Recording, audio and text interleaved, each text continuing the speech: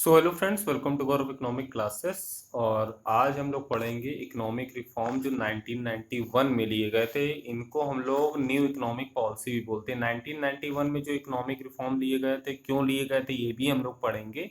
But 1991 में जो reform लिए गए थे वो किसने लिए थे? मनमोहन सिंह ने लिए थे। उस टाइम फाइनेंस मिनिस्टर हमारे कौन थे? मनमोहन सिंह थे। मनमोहन सिंह थे और उस समय गवर्नमेंट थी चंद्रशेखर राव की गवर्नमेंट थी। ठीक है ना। तो ये चीज़ें आज हम लोग पढ़ेंगे, मतलब इकोनॉमिक रिफॉर्म सिंस 1951 या न्यू इकोनॉमिक पॉलिसी भी इसी को ही हम बोलते हैं। ठीक है ना। चलिए स्टार्ट करते हैं। अब देखिए यहाँ क्या लिखा है, meaning of economic reform. Economic reform मतलब क्या होता है? इकोनॉमिक रिफॉर्म मतलब ये होता है कि इकोनॉमी में जब हम सुधार लाते हैं, ठीक है, इकोनॉमी में चेंजेस करते हैं। रिफॉर्म मतलब क्या होता है? सुधार लाना। ठीक है। तो इकोनॉमिक रिफॉर्म मतलब क्या होता है? इकोनॉमी में जब हम सुधार लाते हैं, ठीक है, इससे हम न्यू इकोनॉमिक पॉलिसी भी बोलते हैं। यहाँ लिखा है कि economic reform refer to a set of economic policies directed to accelerate the pace of growth and development. Economic reform क्यों लाए जाते हैं? इकोनॉमिक रिफॉर्म इसलिए लाए जाते हैं ताकि किसी भी कंट्री की ग्रोथ एंड डेवलपमेंट हो सके। ग्रोथ मतलब क्या होता है? ग्रोथ मतलब होता है कि जीडीपी में बढ़ सके। ग्रोथ मतलब क्या है? जीडीपी बढ़ सके। और डेवलपमेंट मतलब क्या होता है? लोगों का स्टैंडर्ड ऑफ लिविंग बदल सके। ठीक है। तो कभी भी किसी भी कंट्री में, किसी भी कंट्री की इकोनॉमिक पॉलिसीज, किसी भी कंट्री की इकोनॉमिक में रिफॉर्म, इकोनॉमी में रिफॉर्म क्यों लाया जाता है? ताकि वहाँ ग्रोथ एंड डेवलपमेंट हो सके, मतलब जीडीपी भी बढ़ सके और लोगों का स्टैंडर्ड ऑफ लिविंग भी चेंज हो सके। इन 1991 the government of India initiated a series of reform. 1991 में गवर्नमेंट ऑफ इंडिया ने रिफॉर्म लिए। क्यों लिए? क्योंकि 1990 में हमारे यहाँ क्राइसिस काफ़ी ज़्यादा हो गए थे, हमारी इकोनॉमी में बहुत ज़्यादा क्राइसिस हो गए थे। वो कौन से क्राइसिस थे वो हम लोग पढ़ेंगे आगे, और जिनकी वजह से हमें रिफॉर्म लेना पड़ा। उन रिफॉर्म को हम क्या बोलते हैं? New economic policy. New economic policy में हमने तीन चीजें करी: लिबरलाइजेशन करा, प्राइवेटाइजेशन करा और ग्लोबलाइजेशन करा। लिबरलाइजेशन मतलब होता है कि एकदम से फ्री कर देना। लिबरलाइजेशन मतलब क्या होता है? फ्री कर देना। जैसे कि पहले क्या होता था कि 1991 के पहले क्या होता था, मैंने आपको इंडस्ट्रियल पॉलिसी रिजोल्यूशन, इससे पहले आपको चैप्टर पढ़ाया था। तो उसमें क्या होता था कि ज़्यादातर जो भी कंपनीज आपको सेटअप करनी, जो भी आपको फर्म वगैरह लगानी, तो उसके लिए गवर्नमेंट को से आपको लाइसेंस लेना पड़ता था। बट गवर्नमेंट ने उससे अब फ्री कर दिया था लोगों को। प्राइवेटाइजेशन मतलब ये होता है कि प्राइवेट सेक्टर को भी एंटर करने का गवर्नमेंट ने मौका दिया। और ग्लोबलाइजेशन मतलब ये होता है कि गवर्नमेंट ने अपनी इंडियन इकोनॉमी को ओपन करा कि बाहर के सेक्टर्स भी यहाँ आके अपनी कंपनी सेटअप कर सकते हैं, या हम लोग भी अपना जो एक्सपोर्ट इंपोर्ट बाहर से कर सकते हैं। ठीक है ना। तो इसको अभी हम और डिटेल में पढ़ेंगे, आप लोग टेंशन बिल्कुल मत लीजिए। लिबरलाइजेशन, प्राइवेटाइजेशन, ग्लोबलाइजेशन, इस पॉइंट का पूरा पूरा एक एक मतलब हम लोग देखेंगे। अभी बस इतना समझ लीजिए, लिबरलाइजेशन मतलब होता है फ्री करना, प्राइवेटाइजेशन मतलब होता है प्राइवेट सेक्टर को आने का मौका देना, और ग्लोबलाइजेशन मतलब होता है अपनी इकोनॉमी को ओपन करना। ठीक है। अब देखिए, न्यू इकोनॉमिक पॉलिसी के तीन कंपोनेंट थे: लिबरलाइजेशन, प्राइवेटाइजेशन और ग्लोबलाइजेशन। ठीक है। अब देखिए लिबरलाइजेशन को पढ़ते हैं हम लोग। लिबरलाइजेशन क्या होता है? Liberalisation in the economy. Liberalisation मतलब क्या होता है? देखिए यहाँ लिखा है, liberalisation of the economy means freedom of the producing unit from direct और physical control impose by the government. Liberalisation मतलब होता है कि जो प्रोड्यूसिंग यूनिट्स हैं उनको फ्रीडम दे देना, फ्री कर देना, कि गवर्नमेंट का उनके ऊपर कोई कंट्रोल नहीं। पहले क्या होता था, ज़्यादातर जो प्रोड्यूसिंग यूनिट्स थी 1991 के पहले, जो ज़्यादातर प्रोड्यूसिंग यूनिट्स थी हमारे यहाँ, वो पूरा पूरा कौन कंट्रोल करता था? गवर्नमेंट। बट 1991 के बाद उनको फ्री कर दिया गया कि आप अपने हिसाब से काम करिए, गवर्नमेंट का कोई कंट्रोल नहीं रहेगा। बट गवर्नमेंट का बस इतना ही कंट्रोल रहेगा कि हाँ, government law and order maintain करके रखेगी। गवर्नमेंट का कंपनी की ओनरशिप में कोई कंट्रोल नहीं रहेगा। ठीक है ना। तो देखिए यहाँ पॉइंट लिखे भी हैं, इन 1991 से पहले, prior to 1991 government has impose several types of control. Government ने कई तरीके के कंट्रोल लगा रखे थे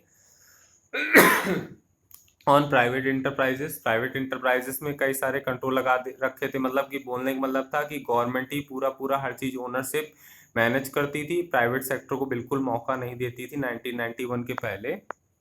दिस इंक्लूड लाइसेंस वगैरह अगर लेना हो तो बहुत ही हेक्टिक प्रोसेस होता था। प्राइस कंट्रोल, किसी भी चीज़ का price control, financial control, import licence, foreign exchange control, restrictions, ये सब गवर्नमेंट ने लगा रखे थे 1991 के पहले। मतलब पूरा पूरा कंट्रोल गवर्नमेंट ने अपने हाथों में कर रखा था कि प्राइस कितना रहेगा। इंपोर्ट लाइसेंस, जैसे कोई आपको चीज़ बाहर से परचेज करनी होती है तो आपको लाइसेंस लेना पड़ता था तब, तो इंपोर्ट लाइसेंस भी लेना पड़ता था। Foreign exchange control, foreign currency का कितना फॉरेन एक्सचेंज का रेशियो कितना रहना चाहिए कि मतलब $1 होना चाहिए, 40 रुपीज़ का होना चाहिए कि 50 रुपीज़ का होना चाहिए। तो गवर्नमेंट पहले ही डिसाइड कर देती कि $1 कितने का होना चाहिए। फिर उसके बाद क्या हुआ, जब से हमने इकोनॉमिक ओपन करा तो आज के टाइम जो हमारा रेट ऑफ इंटर जो मार्केट वो है, हमारा जो एक्सचेंज रेट है, तो वो आज के टाइम मार्केट के अकॉर्डिंग डिसाइड होता है। पहले क्या था, पहले गवर्नमेंट डिसाइड करती थी। तो इसको हम लोग फिक्स एक्सचेंज रेट बोलते हैं। फिक्स एक्सचेंज रेट मतलब होता है जब एक्सचेंज रेट कौन डिसाइड करता है, गवर्नमेंट। मतलब मान लीजिए गवर्नमेंट ने बोल दिया कि अब $1 40 रुपये का मिलेगा, ठीक है। पहले होता था, आज के टाइम तो पॉसिबल नहीं है। तो $1 40 का मिलता था। तो गवर्नमेंट फॉरेन एक्सचेंज कंट्रोल भी गवर्नमेंट पहले 1991 के पहले कर रही थी। और इन्वेस्टमेंट में भी कई तरीके के रिस्ट्रिक्शंस लगा रखे थे, ठीक है। अब इट वॉज एक्सपीरियंस लिबरलाइजेशन क्यों आया, ये सब हम लोग देख रहे हैं। It was experience by the government that the several shortcoming had emerge in the economy on account of this control. Government ने ये देखा कि इन सारे इम्पोजिशन, इन सारे रेस्ट्रिक्शंस की वजह से इकोनॉमी बहुत ज़्यादा सफ़र कर रही थी।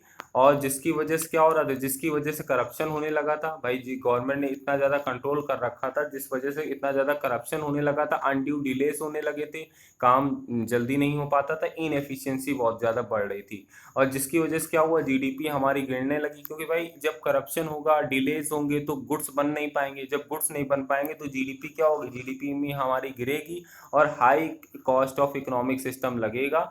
High cost of economic system मतलब कि हमें अब वही चीज़ प्रोड्यूस करने के लिए ज़्यादा से ज़्यादा समय लगेगा, ज़्यादा से ज़्यादा कॉस्ट लगेगी, जिसकी वजह से हमारी इकोनॉमी बिल्कुल ही बैठ जाएगी। तो इस वजह से लिबरलाइजेशन लाया गया। लिबरलाइजेशन मतलब इकोनॉमी को फ्री करा गया। गवर्नमेंट ने रेस्ट्रिक्शंस हटाए। जो पहले रेस्ट्रिक्शंस लगाए रखे थे कि यहाँ के जो बिजनेस में कोई बाहर का इन्वेस्टमेंट नहीं हो सकता है, फॉरेन डायरेक्ट इन्वेस्टमेंट नहीं हो सकता है, या जो कोई इंपोर्ट करना है आपको चीज़ें, तो आपको इंपोर्ट लाइसेंस लेना पड़ेगा।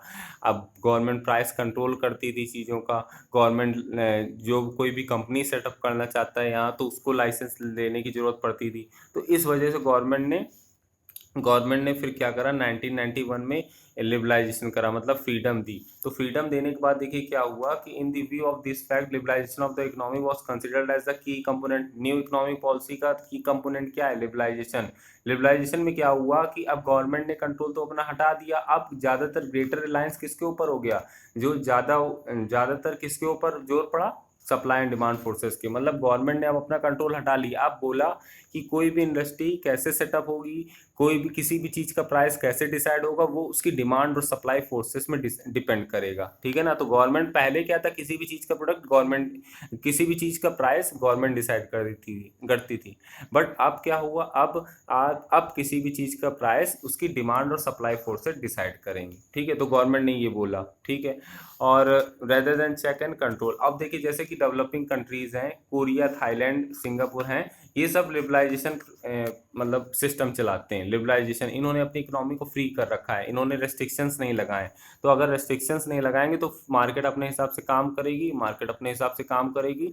तो जिस चीज़ की ज़्यादा डिमांड होगी तो उसका प्राइस भी बढ़ेगा। तो मार्केट जब अपने हिसाब से काम करती है तो हम लोग एक नॉर्मल इक्विलिब्रियम में आ जाते हैं और हमारी एफिशिएंसी भी बढ़ती है। होता क्या है कि देखिए यहाँ क्या लिखा है, लिबरलाइजेशन में क्या हो रहा था, करप्शन वगैरह। अब देखिए लिबरलाइजेशन पहले क्या था, 1991 के पहले ज़्यादातर कंट्रोल गवर्नमेंट के पास था। तो ज़्यादातर जब कंट्रोल गवर्नमेंट के पास था तो गवर्नमेंट की जो कंपनीज थी, वहाँ जो लोग काम करते थे, उनको पता था कि कोई और तो ओपन कर नहीं सकता, उनको कोई और कंपटीशन तो दे नहीं सकता। तो वो ज़्यादातर क्या करते थे, करप्शन करते थे। क्योंकि उनको पता था कि कोई भाई जो भी आएगा हमारे पास ही लेने आएगा, कोई तो खुल नहीं सकती कंपनी, और गवर्नमेंट है हमारे साथ है, ठीक है ना। तो डिलेज होते थे। तो इससे क्या होता है, इससे एफिशिएंसी बहुत ज़्यादा लो हो जाती है। तो जिस वजह से प्राइवेट सेक्टर को आने का मौका दिया गया कि प्राइवेट सेक्टर आएगा तो इनको कंपटीशन मिलेगा, ये अच्छे से काम करेंगे, मॉडर्नाइजेशन होगा इनका, ठीक है ना। तो एक एग्जांपल भी है यहाँ, देखिए लिखा है, why control are imposed after all. मतलब ये कंट्रोल क्यों लगे थे, कंट्रोल जो इम्पोज्ड क्यों हुए थे, मतलब इतने कंट्रोल क्यों लगाए गए थे। देखिए हुआ क्या था कि in the context of Indian experience control war impose by the government with a view, जो गवर्नमेंट ने, हमने अभी पढ़े 1991 के पहले गवर्नमेंट ने इतने सारे कंट्रोल लगा रखे थे, बट क्यों लगा रखे थे कंट्रोल? क्योंकि गवर्नमेंट ये चाहती थी checking the growth of private monopolies, private जितनी कंपनियां ग्रो कर रही हैं, प्राइवेट जितनी कंपनियां ग्रो कर रही हैं, गवर्नमेंट उनमें एक नज़र रखना चाहती थी, इस वजह से गवर्नमेंट ने कंट्रोल लगा रखे थे। और गवर्नमेंट ये चाहती थी minimising the hold of large industrial, और गवर्नमेंट ये चाहती थी कि जो हमारी कंट्री का पैसा है, ज़्यादातर पैसा है वो बड़े बड़े इंडस्ट्रियल हाउसेस के पास ना चला जाए, ठीक है ना, कम से कम उनके पास रहे। तो गवर्नमेंट का ये मोटिव था कि इसलिए गवर्नमेंट ने पूरी पूरी ओनरशिप अपने पास रख रखी थी 1991 के पहले। और जिसकी वजह से गवर्नमेंट ने ये भी करा कि 1969 में 1960 एक मिनट जिसकी वजह से गवर्नमेंट ने ये भी करा कि 1969 में क्या करा, बैंकों का नेशनलाइजेशन करा। 1969 में क्या करा, बैंकों का नेशनलाइजेशन करा। बैंकों का नेशनलाइजेशन मतलब क्या होता है, बैंकों का राष्ट्रीयकरण करा, मतलब कि 16 बैंकों को अपने अंडर में लिया। एक्चुअली में जो बैंक चल रहे थे वो क्या, बड़े बड़े बिजनेस हाउसेस चलाते थे, तो बड़े बड़े जब बिजनेस हाउसेस उन बैंकों को चलाते थे तो वो अपने फायदे के लिए मेन चला रहे थे। तो गवर्नमेंट ने क्या करा, 1969 में नेशनलाइजेशन करा 16 बैंक्स का, अपने अंडर में लिया। 16 या 14 बैंक्स का नेशनलाइजेशन करा था, अपने अंडर लिया, पूरी पूरी कंट्रोलिंग अपने अंदर ली, ठीक है ना। तो वही यहाँ लिखा है कि some bank were nationalise in 60s because these were owned by the big industrial houses. इनको बिग इंडस्ट्रियल हाउसेस चला रहे थे, वो ज़्यादातर क्या करते थे, अपनी बैंकिंग फंड्स को मीट करते थे, जो भी पैसा आता था इन बैंकों में वो अपने काम पे लगाते थे, मतलब पब्लिक वेलफेयर में नहीं लगाते थे। तो 1969 में पहला नेशनलाइजेशन हुआ था, फिर 1980 में दूसरा नेशनलाइजेशन हुआ था। इसमें हुए तो 14 बैंक्स का नेशनलाइजेशन हुआ था, इसमें 6 या 7 बैंक का नेशनलाइजेशन हुआ था। नेशनलाइजेशन मतलब होता है जो भी मतलब प्राइवेट बैंक चल रहे थे उनको गवर्नमेंट ने अपने अंडर ले लिया था, क्योंकि लॉस भी इनकर कर रहे थे और जो इनको चला रहा था वो अपने ही मेन मोटिव से ही चला रहा था, ठीक है ना। अब देखिए, तो अब सेकंड आते economic reform under liberalisation. Economic reform क्या क्या हुए लिबरलाइजेशन में? इकोनॉमिक रिफॉर्म लिबरलाइजेशन में मतलब इकोनॉमी में सुधार कैसे कैसे आया। सबसे पहली बात देखिए, इंडस्ट्रियल सेक्टर में रिफॉर्म क्या क्या हुए। इंडस्ट्रियल सेक्टर में रिफॉर्म क्या क्या हुए लिबरलाइजेशन के अंदर। सबसे पहली बात, लाइसेंस वाला काम खत्म करा गया।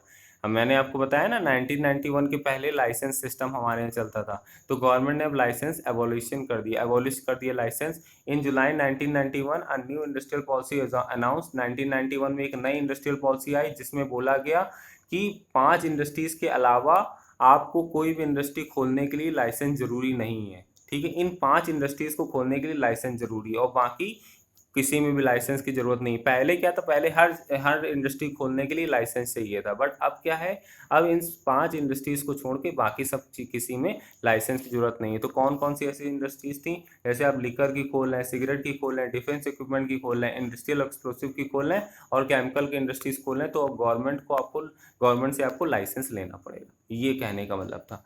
Contraction of public sector, government की कंपनियां भी कम हुई जैसे इंडस्ट्रियल सेक्टर में रिफॉर्म आया। जैसे भी हमारे इंडस्ट्रियल सेक्टर में रिफॉर्म आया, तो पहले क्या था, पहले मेन पब्लिक सेक्टर का बहुत डोमिनेंस था, पब्लिक सेक्टर का बहुत डोमिनेटिंग रोल था। बट जैसे ही 1991 में लिबरलाइजेशन आया तो under new industrial policy public sector number of, पहले क्या था मैंने आपको बताया था, पहले ज़्यादातर इंडस्ट्रीज किसके लिए रिजर्व थी, पब्लिक सेक्टर के लिए, मतलब ज़्यादातर इंडस्ट्रीज कौन खोल सकता था, गवर्नमेंट सेक्टर खोल सकता था। तो वो जो रिजर्वेशन था पब्लिक सेक्टर के लिए उसको कम करा गया। अब पहले 17 था, अब 8 कर दिया गया, मतलब कि 8 ऐसी कंपनीज थी जो सिर्फ गवर्नमेंट खोल सकती। और 2010-11 में सिर्फ 2 ऐसी क्या कहते हैं कि हमारी इंटरप्राइजेस थी, 2 ऐसे इंटरप्राइजेस थे जो क्या कहते हैं जो 2 ऐसे सेक्टर थे जिसमें हमारा सिर्फ गवर्नमेंट इंटरफेरेंस कर सकती, गवर्नमेंट ही खोल सकती और बाकी सारे में प्राइवेट खोल सकती, मतलब कि प्राइवेट सेक्टर को ज़्यादा अपॉर्चुनिटीज़ मिली। पहले क्या था, बिल्कुल भी नहीं था। पहले मतलब देखिए 17 ऐसी चीज़ें थी जहां गवर्नमेंट ओनरशिप कर सकती थी। तो देखिए 17 से कितने में आ गए, 17 से सीधे आ गए 15। अब देखिए 15 मतलब 15 प्राइवेट बंदे चला सकते हैं और 2 सिर्फ गवर्नमेंट चला सकती है, ठीक है ना। तो वही बात है, मैं फिर से बता दे रहा हूँ, बोलने का मतलब ये है कि पहले क्या था कि ज़्यादातर इंडस्ट्रीज, ज़्यादातर सेक्टर में कंट्रोल गवर्नमेंट का था। तो 17-18 सेक्टर्स ऐसे थे जिसमें गवर्नमेंट का कंट्रोल था। बट 1991 के बाद क्या हुआ, जो रिजर्वेशन था गवर्नमेंट का कंट्रोल कि हाँ ये इंडस्ट्री सिर्फ गवर्नमेंट खोल सकती है, तो वो जो रिजर्वेशन था उसको कम करा गया कि हाँ प्राइवेट सेक्टर वाले भी ये कंपनीज खोल सकते हैं। तो धीरे धीरे देखते देखते क्या हुआ कि सिर्फ दो कंपनीज रखी गई, पब्लिक सेक्टर के लिए, गवर्नमेंट सेक्टर के लिए, और बाकी सब किसके लिए छोड़ दी गई, प्राइवेट, कि प्राइवेट वाले इन दोनों को छोड़ के कोई भी कंपनी खोल सकते हैं। एटॉमिक एनर्जी की नहीं खोल सकते, ना ही रेलवे की खोल सकते हैं, ठीक है।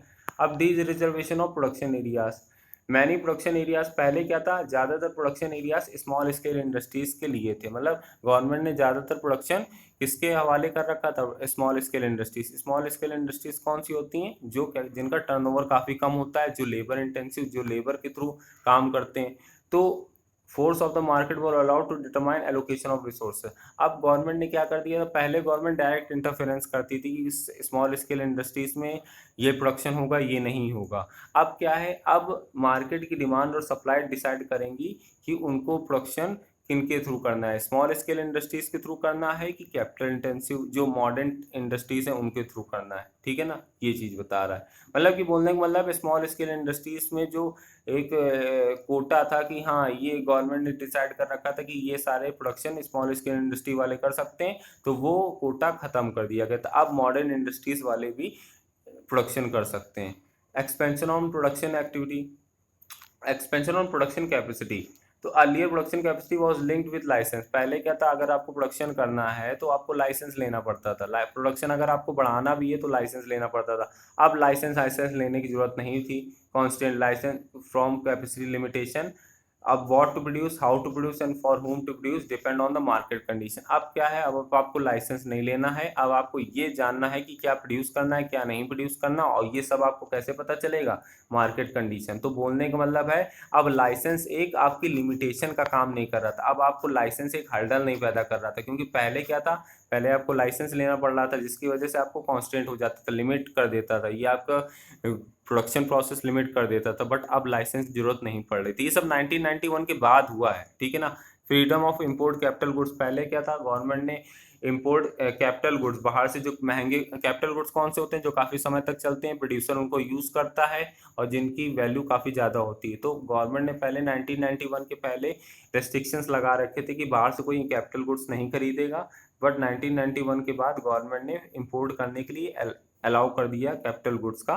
तो liberalisation also implied freedom from for the industrialist. अब फ्रीडम दे दी गई इंडस्ट्रियलिस्ट को, इंडस्ट्रीज जो चलाते हैं, कि कैपिटल गुड्स आप इंपोर्ट कर सकते हैं, अपनी टेक्नोलॉजी को अपग्रेड कर सकते हैं, परमिशन नहीं चाहिए, परमिशन अब लेने की जरूरत नहीं है from the government to enter in international agreement. मतलब बोलने का मतलब है कि बाहर से आप कैपिटल गुड्स आप खरीद सकते हैं, इंडस्ट्रीज वाले अपनी टेक्नोलॉजी को अपग्रेड करने के लिए, बाहर से किसी भी लाइसेंस की जरूरत नहीं है। तो ये थे हमारे सारे इंडस्ट्रियल रिफॉर्म एलपीजी लिबरलाइजेशन के अंदर।